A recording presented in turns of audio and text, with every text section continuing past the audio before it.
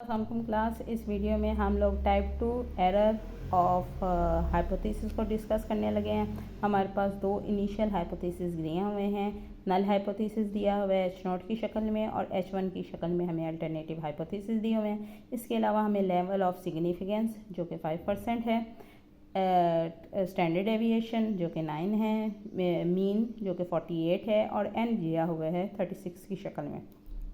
सबसे पहले जो हमारा गिवन डेटा है हम उसे इकट्ठा कर लेते हैं। हम लोगों ने दोनों हाइपोथेसिस लिखे, उसके बाद जो इन्फॉर्मेशन थी वो लिखी। Z हम लोगों ने बेसिकली बनाया है 5% लेवल ऑफ सिग्निफिकेंस से। ये आपका टेबल होता है लेवल ऑफ सिग्निफिकेंस का। नॉर्मली हम लोगों के पास जो क्वेश्चन आएंगे वो 5 से 1% के लिए होंगे, तो इसलिए आप लोग मेक श्योर करें कि इसकी वैल्यूज़ आपको याद हो जाए इन दो के लिए। सही हो गया। अब क्योंकि अगर पेपर में टेबल अवेलेबल नहीं है तो आप उसे सॉल्व करने वाली पोजीशन में हो। सही हो गया। अच्छा जी, अब यहाँ पे क्योंकि म्यू की वैल्यू लेस देन 50 थी तो हम लोग नेगेटिव पोर्शन लेंगे। सही। सो 5% लेवल ऑफ सिग्निफिकेंस के लिए हमारे पास आ रहा है -1.645। हम लोगों ने z की वैल्यू लिख दी -1.645। सही। अब इस केस में जो टाइप 2 एरर होता है इसमें दो तरह से z निकाला जाता है, एक नल हाइपोथेसिस के लिए और एक हमारा अल्टरनेटिव हाइपोथेसिस के लिए, जो कि बेसिकली जवाब आ रहा है। सो अभी तक हम लोग नल हाइपोथेसिस के लिए फार्मूला लगाएंगे। नल हाइपोथेसिस के लिए मुझे ये z भी गिवन है, हम लोगों ने बेसिकली इसमें से x निकालना है। सही हो गया। ओके जी, आप देख लें वही वाले फार्मूले में मैंने सिवाय x के बाकी सारी वैल्यूज़ लगा दी हैं।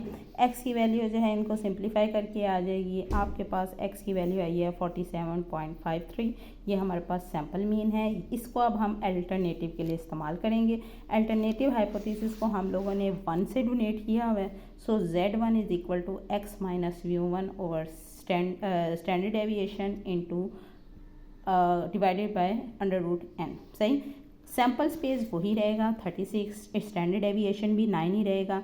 यहाँ पे मीन और Z1 तो निकालना है, x जो है वो इस्तेमाल होंगे। हम लोगों के पास आंसर आ जाता है जो कि Z1 आया -0.31 के। सही। सो P जो हमारे पास 47.53 जो अभी आपने निकाला था उसके बराबर आ रहा था, वो अब Z में कन्वर्ट हो गए हैं -0.31 के।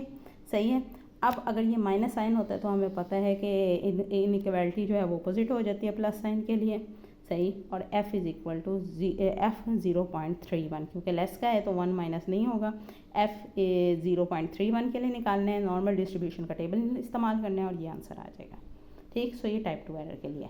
टाइप 1 एरर के लिए हमने सिर्फ एक दफ़ा z निकालना होता है। टाइप 2 एरर के लिए एक दफ़ा z निकालते हैं हम लोग, z का इस्तेमाल करते हैं नल हाइपोथेसिस के लिए, दूसरी दफ़ा z निकाल के उसका बीटा निकाल लेते हैं। थैंक यू, गुड लक, अल्लाह हाफिज़।